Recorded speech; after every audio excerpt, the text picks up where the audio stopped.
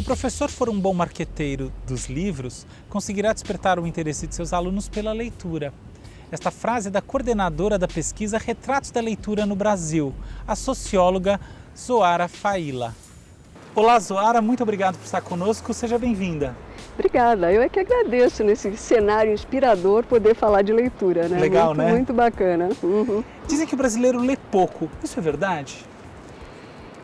Pois é, eu acho que ele lê muito pouco e quando a gente pensa em qual leitura, né? Então hoje se diz que se lê muito nas redes sociais, mas eu prefiro dizer que ele lê pouco.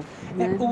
A pesquisa que você coordena, Retratos da Leitura no Brasil, ela na sua última edição constatou que 56% dos brasileiros leem. Qual é a qualidade dessa leitura? Como isso impacta essa sua resposta que você deu agora? Pois é, né? Eu acho que a gente é muito generoso quando faz a pergunta, né, de se ele é leitor. A gente está olhando para quem leu pelo menos um livro ou um pedaço de livro nos últimos 3 meses. Mas se a gente for olhar, né, voltando à tua pergunta, será que a gente consegue perceber qualidade, né, nesses leitores, né? Eu acho que se a gente olhar para aquela leitura espontânea, para a leitura de literatura, esse número é bem menor. Qual né? que seria? Ele fica em torno de 30%. Né? Então a gente sabe que 70% dos brasileiros não são leitores de uma leitura de qualidade, de uma leitura espontânea. Né? Você tem, desses 56, aquele aluno que lê para cumprir com uma tarefa escolar, né? Você tem aquele que lê a Bíblia, né? Porque ele tem lá um compromisso com a sua fé, com a sua igreja. Então eu acho que quando a gente pensa num leitor qualificado, num leitor crítico, num leitor que lê por prazer, o número é quase a metade desse. Né? A gente está notando, assim, andando pela cidade, que há uma redução notável no número de livrarias. Muita gente fala também de uma redução no número de bibliotecas. Como você vê esse fenômeno? E mais ainda, você acha que tem algum impacto sobre a quantidade de leitores, vamos chamar assim, de qualificados, esses 30%? Ou, na verdade, isso é contrabalanceado pela oferta de livros e outras opções de leitura qualificada pela internet? Pois é, né? Eu penso que essa redução no número de livrarias, ela reflete, na verdade, né, uma redução no número desse leitor, que é um leitor consumidor de livros, né? E por outro lado, eu acho que você tem um paralelo a isso, que é o acesso às leituras digitais, né? Então é a tecnologia substituindo, né, o livro físico, né, e também, vamos dizer, os espaços físicos de acesso ao livro e à leitura. Né? Então, é difícil a gente avaliar se o fato de você ter redução nesses espaços, né, ou nessas livrarias, se isso impacta no número de livros lidos, eu diria, talvez não impacte no número de leitores. Agora, você tocou num outro assunto que eu acho que hoje é fundamental, né? E as bibliotecas? Qual a importância das bibliotecas, eu acho que tanto no acesso ao livro, como na formação de leitores. Pois é, né? Essa é a questão crítica mesmo. Como isso impacta esse número de leitores qualificados e, mais do que isso, o número de livros lidos na íntegra, que acho que foi um ponto brilhante que você trouxe. Pois é, porque eu... Conte aí pra gente. Hoje você tem, em muitas das cidades brasileiras, né, a biblioteca, quando ela existe, ela é um único equipamento cultural da cidade. Mas ela está fechada, né? Ou ela abre em horários de segunda a sexta-feira, em horários que não possibilitam, né, principalmente a população adulta ou trabalhador, né, frequentar essa biblioteca. Né?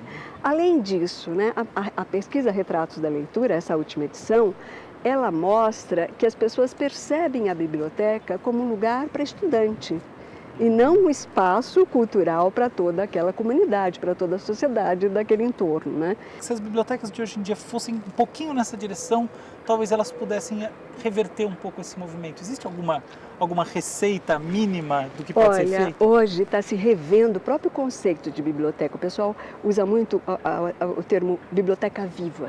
O que é uma biblioteca viva? É uma biblioteca aberta para aquela comunidade, né? Ela não é um mero depósito de livros. Então eu acho que a gente precisa estar revendo alguns conceitos e, sem dúvida, né, se você tiver dentro desse espaço uma figura de mediação, né, de um agente cultural, né, você vai estar criando esse estímulo e essa movimentação em torno daquela comunidade para trazer as pessoas para dentro e aproximar essas pessoas desse acervo, desse livro, desses materiais que estão lá para leitura. Né? Legal. Do ponto de vista dos leitores, o que você acha que falta para o leitor brasileiro ser um grande leitor, no sentido dele poder realmente incorporar literatura e as outras formas de leitura na sua vida, na sua maneira de se relacionar com o outro e com o mundo, como a gente vê de maneira um pouco mais evidente em alguns outros países? Pois é, eu acho que a gente primeiro precisa... A gente tem um desafio enorme para chegar nesse outro estágio, né? Nós temos no Brasil quase 40% da população analfabeta funcional, né? A própria Retratos da Leitura, quando a gente pergunta por que ele não lê mais, né, também quase 40% informa que tem dificuldade pela leitura. E tem dificuldade para entender um parágrafo, para compreender o que está sendo dito ali, qual é aquele conteúdo. Quanto mais, né, para ler uma página, um livro. Né? Então eu acho que no Brasil os desafios eles começam pela alfabetização plena. Um aspecto muito interessante do que você disse é que dentro dessa lógica há um espaço que parece que é insubstituível para o livro físico.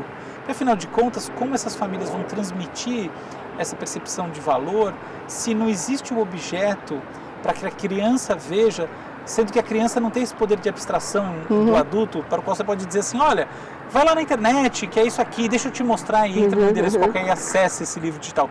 A coisa é muito diferente, né? Você precisa do objeto tangível para realmente transmitir esse aprendizado, ou de maneira mais técnica, esse condicionamento que você está mencionando aí. Além disso, você tem aí a memória afetiva. Né? Claro, então a criança, quando o pai, a mãe leem para essa criança, nesse objeto livro físico, né, isso tem uma representação fundamental, isso fica na memória afetiva dele. As ilustrações, né, quando você faz essa leitura, né, e essa contação dessa história com essa criança, e a criança participando dessa leitura, identificando aquela ilustração e o que está sendo narrado, quer dizer, isso é fundamental não só para despertar a imaginação, né, para esse contato dela com o vocabulário, com história, como se constrói narrativas, né, e como desperta essa coisa como a ficção desperta a imaginação dela, mas o que vai ficar, né, esse contato, essa relação objeto-livro, pai, mãe, quem for esse mediador, né, e essas histórias, quer dizer, isso sem dúvida fica nesse imaginário dela como uma coisa muito prazerosa. Né? Eu tenho certeza, na minha vida, por exemplo, Ruth Rocha tem uma importância tão grande como os grandes autores que me fascinaram durante a adolescência e a vida adulta. Muito legal. Isso fica para sempre e é isso que vai abrir as portas para as outras leituras, porque o livro vai ser uma coisa agradável, gostosa, né? Então você vai ter um vínculo com esse objeto, o livro físico, né? Muito gostoso. Por isso que as pessoas dizem, não, eu quero o cheiro do livro. Isso está na memória afetiva. Né? Muito bem notado. Uma última pergunta. Na sua opinião, qual a importância dessas iniciativas que a gente te mostrou no começo do programa? Olha, eu acho que frente a todo o desafio que a gente tem para formar leitores nesse país, eu acho que todas as iniciativas que levam a leitura desse jeito gostoso, desse jeito espontâneo, né, ela é fundamental, né, para afastar essa bruxinha, essa coisa difícil. Ler é difícil, ler é chato. Eu acho que a hora que a gente transforma a leitura numa coisa gostosa, numa coisa de todos, numa coisa de compartilhamento, né, eu acho que isso, sem dúvida, leva as pessoas, né, ou aproxima as pessoas das narrativas, da ficção e do livro, né? Então, acho que qualquer iniciativa como essa é fundamental, especialmente quando elas acontecem nesses espaços onde você não tem família leitora, onde você não tem livraria, onde você não tem biblioteca aberta, e muitas vezes escolas que não têm livraria, não têm bibliotecas, desculpa, ou professores que também não são leitores, né? Então, eu acho que quando você fomenta, valoriza, né, ações como essas que acontecem em espaços tão pouco... Então, eu acho que espaços vulneráveis socialmente, né? Eu acho que isso é fundamental e inspirador para outras ações. Tomara elas se multipliquem. Acho importante que vocês deem esses espaços, especialmente para isso, para que estimulem outras ações parecidas, né? Legal. Zoara, muito obrigado por ter estado conosco. Eu é que agradeço, e nesse cenário fascinante, inusitado, a gente se sente muito mais inspirada para falar sobre isso. Que legal. E a você que nos acompanhou até aqui, muito obrigado também. Semana que vem temos mais gente aqui causando em São Paulo.